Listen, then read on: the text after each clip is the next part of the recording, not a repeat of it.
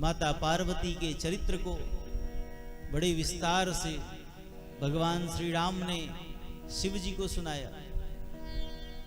शिव जी ने कहा, अच्छा प्रभु, आप यह कथा हमें क्यों सुना रहे हैं?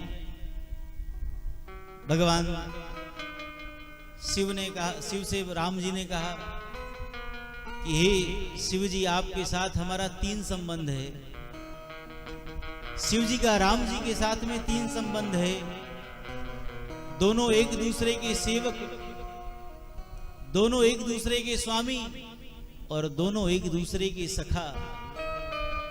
सेवक स्वामी सखा सियपी के 3 संबंध है। और आज तीनों संबंधों की बात कहते हैं भगवान श्री राम। राम जी कहते हैं कि अगर आप मुझे अपना सेवक मानते हैं तो आपसे हमारी विनती है। अब विनती मम सुनहु शिव, अगर आप मुझे सेवक मानते हैं तो हमारी विनती है आपसे। और अगर आप मुझे अपना सखा मानते हैं तो जो मो पर निजने हूं, और अगर आप हमें अपना स्वामी मानते हैं तो हमारा यह आदेश है, जाई विवाह शैल जही यह मोहि मांगे देहु। अगर आप हमें अपना स्वामी मानते हैं तो हमारा यह आदेश है कि जाई विवाह शैल जही यह मोहि मांगे देहु। आप जाकर के भगवती पार्वती के साथ विवाह कर ले। शिव जी ने कहा, आपकी आज्ञा सिरोधार्य है। सिर धरि आयसु करिय तुम्हारा, परम धर्म यह नाथ हमारा। आपकी आज्ञा जो है वह सिरोधार्य है, क्योंकि माता पिता गुरु और प्रभु इनकी वाणी में संदेह नहीं करना चाहिए। शिव जी कहते हैं, मातु पिता गुरु प्रभु कहे वाणी, बिनहि विचार करिय शुभ जानी। माता पिता की जो आज्ञा हो, गुरु गोविंद की जो आज्ञा हो, उसमें संदेह नहीं करना चाहिए, उसमें विचार नहीं करना चाहिए। सहर्ष उसको स्वीकार कर ले, कभी अकल्याण नहीं होगा। आपकी आज्ञा जो है वह सिरोधार्य है।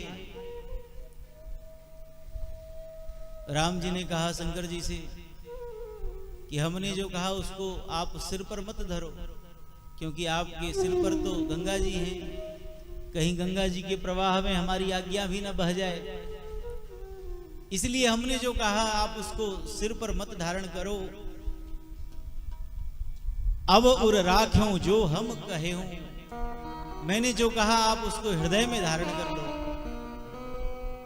कोई हमें कोई बात कह दे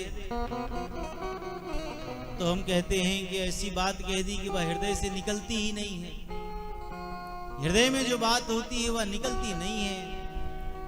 लेकिन हम बाजार जाएं, कोई हमसे कहे भैया ये सामान ले आना, लौट करके आए, अरे क्या बताएं, दिमाग से यह बात निकल गई, सर से उतर गई, भूल गए। राम जी ने कहा कि हम जो कह रहे हैं उसको सर पर नहीं, उसको आप हृदय में धारण कर लो। उसी समय में सप्तऋषिगण जो है वह शिव जी के पास में आए हैं। शिव जी ने कहा, जाकर के आप परीक्षा लें, क्या पार्वती का प्रेम जो है वह सच्चा है। सप्तऋषिगण आए हैं माता पार्वती के पास में।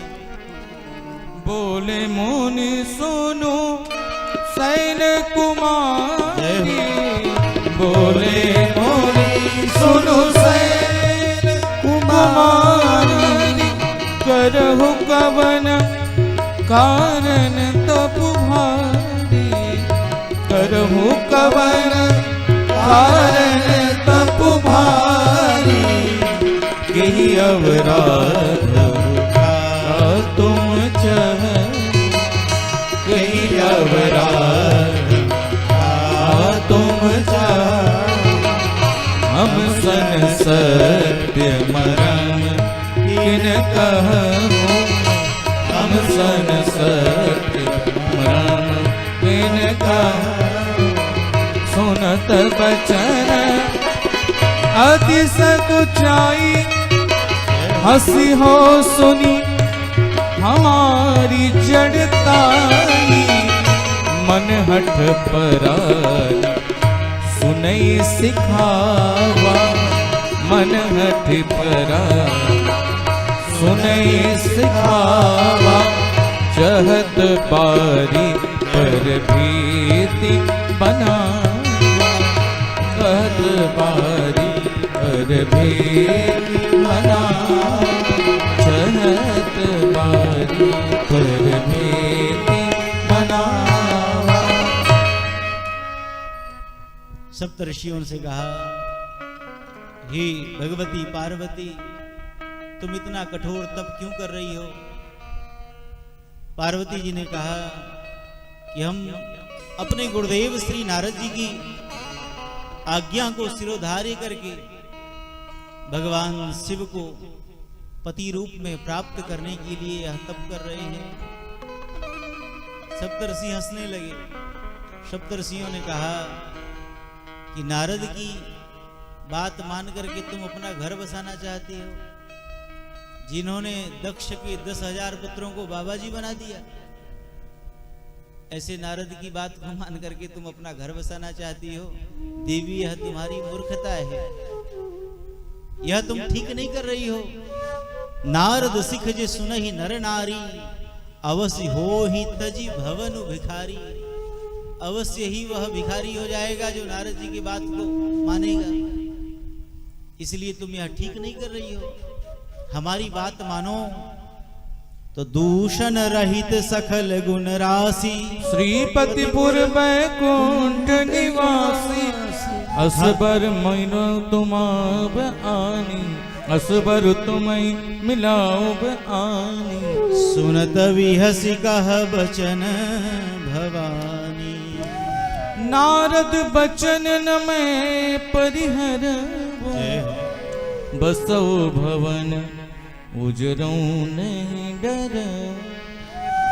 सप्तऋषियों ने कहा कि हे देवी, अगर हमारी बात मानो तो दूषण रहित सकल गुण राशि, जो सभी दूषणों से निवृत्त हैं, जिनके भीतर समस्त गुण हैं,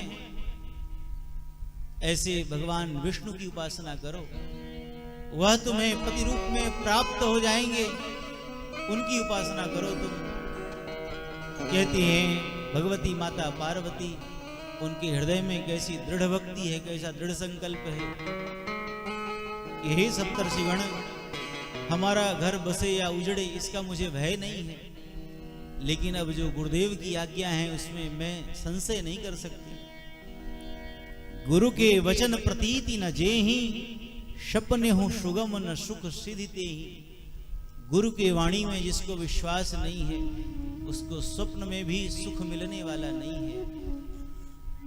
इसलिए गुरुदेव की आज्ञा में संदेह है, यह मैं कभी नहीं कर सकती।